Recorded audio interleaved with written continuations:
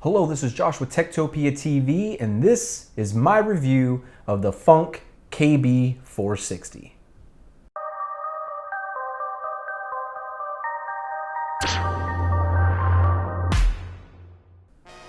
Alright, so the FUNC KB-460, I bought this for about 70 bucks. I did the overview of it and unboxing. You can watch that video, I don't know, somewhere over here if you want to. So I've been using it for probably the last, I don't know, 4 or 5 days now. It's a great keyboard. It's a mechanical keyboard. It's backlit.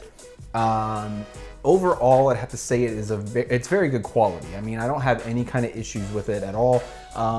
Some of the backlighting is a little, hit and miss. Like it's only lighting up certain edges of the keys or certain parts of the keys, and that's it. But for the most part, it's a solid keyboard. And at 70 bucks, it's a really solid keyboard. So it is a 10-key design. It has quite a few features on it. It is backlit. It's only red though. It's not RGB or anything like that. Not for 70 bucks. There's absolutely no way. It has a FUNC button, so you can switch it and have different profiles for macros and all that on it, which I'll show you the software here in a little bit. I bought the one with the Cherry MX Browns, and they're the typical Cherry MX Browns. They work great. No issues with it at all. So one thing that I have to say, there's two complaints that I have about it. The one is the backlighting. So the backlighting does have a little bit of an issue where, and I mean, this is the first backlit mechanical keyboard I've ever had, so I don't know if this is a common thing because they just now have released the clear housings for Cherry MX. And this was the reason why they did that, because of the not so even lighting on keys. But because this has the different functions and all that other stuff, the music playback, the music playback keys, the media keys, the profile keys, and all the extra stuff like the arrow keys on the number pad. The number is lit up, but the arrow keys aren't. The function keys, the macro or the profile 1, 2, 3, 4, 5 isn't lit up very well, but the F8, F9, F10, and all that is lit up very well. So it's kind of interesting. It's like the part that really matters is lit up. That's the one reason why I said it wasn't a huge problem. The main key that it is lit up perfectly fine. It's all the extra little things below the actual key that it is for the extra functions that isn't lit up very well. Now, it does come with this wrist rest, which I actually like. I thought I wasn't going to like it, and I was going to end up removing it, but I actually found out that it's actually way more comfortable to game with the wrist rest than it was with my Quickfire Rapid with no wrist rest. So it's very nice. It doesn't stand out. It doesn't seem like it's intrusive to your gameplay or anything like that. It's very flat with the rest of the keyboard. So, other than that, oh yeah, the backspace. For whatever reason, the backspace key, it binds. If you're typing and you're like me, I mentioned this in our live show. If you push forward on it, like you can I don't know if you can hear it, but it like binds up. If you press down at the bottom of the key, it's very smooth and there's no issues then. But the way that I type, I kind of reach up and push kind of forward, I guess. I don't push straight down, I push forward. And whenever you press forward, it binds up for whatever reason. I don't know if that's just an issue with the key or if this is an issue with the keyboard itself. I haven't looked into it because I didn't really care all that much. It does kind of cause a little bit of issue, like whenever I was typing up the documents and stuff like that, and testing it out for typing, I noticed that it does that. But I can also say that I noticed that I type way faster with this keyboard than I do my Quickfire Rapid, which is a 10 keyless, by the way. So I type faster on it. It's a typical brown switch. Everything works on it just like it should. And overall, I would have to say that I give it 2 thumbs up, especially at $70. I don't know if it's still on sale for that much now, but whenever I bought it, it was on sale for $69.99 through Newegg.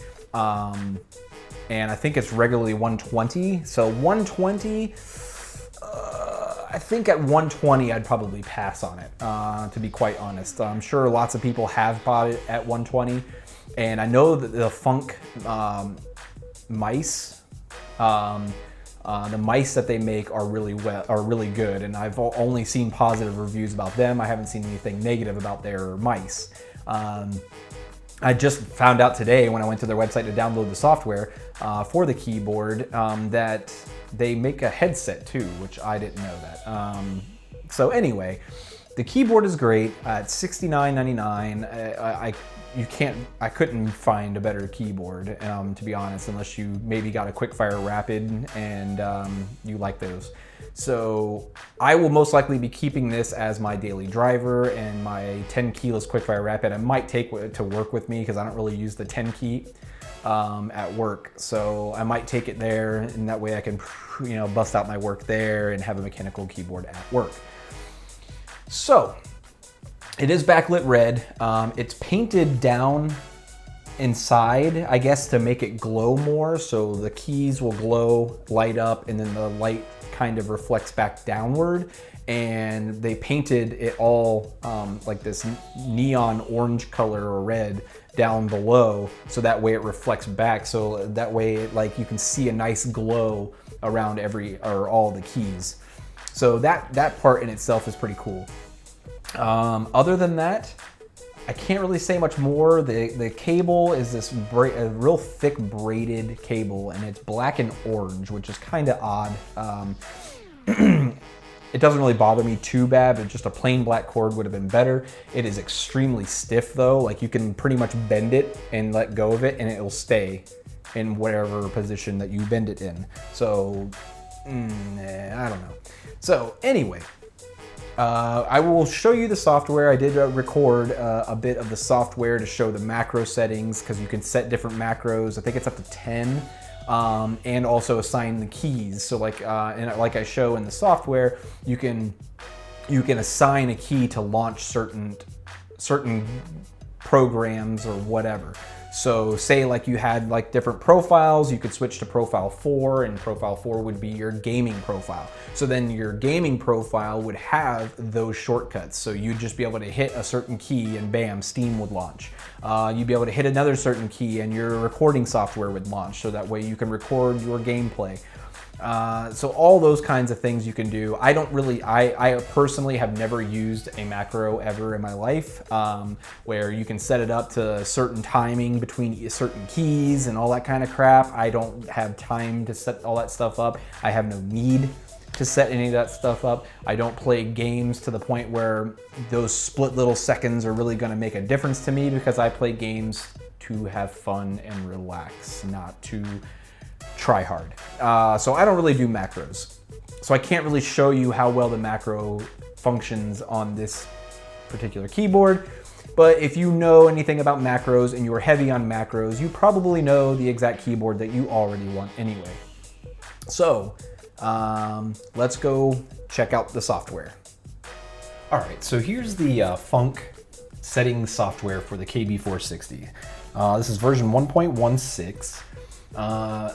It came with a disc, okay? So it came with a CD-ROM, and I don't have a DVD drive in my NZXT 440 H440 case. So I went to the website. You can download it from there. I went, downloaded it. Here it is. So I've been playing around with it for a really, really short while. I wasn't even going to include the software, but in the review, because I don't really use it, but I know some people might. And now after looking at it, I kind of decided that I might as well. So I don't use macros, never have used macros, never care to use macros. So I'm not really going to go into macros, but you can go through a lot of the macro, or have quite a few macro settings in here. So they have macro buttons M1 through M10, which you can see on the screen. You can assign them. You can do backup and restore. You can have different, up to 5 different profiles saved on to the keyboard itself. You can even save the, it'll save it right to the keyboard, or if you know somebody else that has, or you could save it to a USB and take it with you if you wanted to, which I don't know why you would, because who's to say somebody has this exact keyboard at whatever LAN or whatever you're going to. So I don't know why you would want to do that. I would just take my keyboard. So as you can see, you have the macro buttons M1 through M10. You have the button assignment selection, which is all through here, which you can set to multiple different things. Like this is the first thing I did. Well, actually, I want to do profile 2. So profile 2, I decided that I was probably going to set it up to be, I guess, kind of like, you know, maybe my Adobe Premiere, my editing profile. Okay, so just to play around, I came over here and I clicked the minus key on the number pad, and then now you can come over here to where it says unassigned. You can set it as a macro. You can set it as a cut, copy, or paste, or undo button. You can set it to all, find, new, print, save, launch, or disabled. So just for fun, I picked launch, and since the folder's already there, I did Premiere Pro. Open. So now it says right here, Adobe Premiere Pro. So I'm going to apply, just to kind of do, show you an idea of what you can do. And after, like I said, after I played around with it and saw what I can do, and I can do this, I thought that was pretty awesome. So let me move this up here to the top, so that way you can see. So now, if I, on the keyboard itself, hold the function key, and I go to profile 2, you can see down in the bottom right hand corner, it'll tell you what profile you're switching to through 5. So 1 is going to be just my normal, no functions, no macros, no sign keys, nothing. So then profile 2 will be, say, my editing profile. So now if I just hit the minus key, there you go. It opened up Premiere without any issues, and that's it. So it's really simple. There's not a lot to it. It did say that nothing needed to be downloaded or installed, or drivers, which the drivers part is correct. But if you want to do anything with the keyboard, you do have to install some stuff. So I don't really like that they claim that, but yet you do actually have to. So anyhow, I just wanted to do just a brief little section of the actual software itself, so that way you guys could get an idea of what it looks like. So that way you know what to expect, you know what you can do. You can set up another one, it'll blink to tell you, and then I can pick another key and then change it to whatever you want it to be. Launch, say, my music, or my Audacity or whatever, because I use that to edit the audio. So, I mean, there's a lot of different things that you can do. So that's really, really cool. So I'm not gonna save it. I saved that one, so it will launch. So anyway, yeah, that's it. So let's go back to finish up the video. All right, so as you can see, the software is actually really, really nice. It's very simplified. It does come with a DVD. I think I said CD, but it comes with a DVD. I don't have a DVD-ROM in my H440 case, so I noticed that it did have a link. You can go to their website, which is, I think it's www.func.net.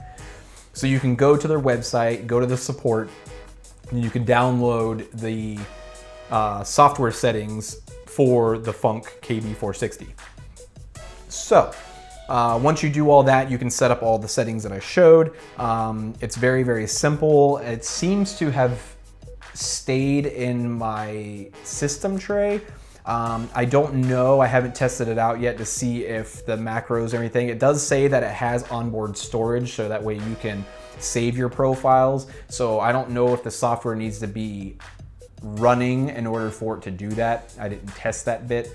So anyway, I didn't really want to make this review too long, which it already has ran longer than I wanted it to. So if you're looking for the FUNC KB-460 and you were curious about the quality, it is a very sturdy board. Cherry MX keys. You can never go wrong with Cherry MX switches. They are far and beyond the best switches around. Some are kind of trying to catch up to them, but they are known for their quality. So never fear if you're buying a keyboard with Cherry MX switches. The software settings, very small, very light, no drivers are required or anything like that. No software like Razer Synapse or anything like that. So again, this has been Josh with Tektopia TV, the FUNC KB-460 mechanical keyboard. If you were interested in it and you wanted to buy it, buy it. For the 120, I don't know, I might look elsewhere, like maybe an RGB keyboard for maybe $30 or $40 more, personally. But if it's still on sale for 70 bucks or you find a deal for it for the $69, $99, $70 range, you can't go wrong with this board. So thank you for watching, and I will see you next time.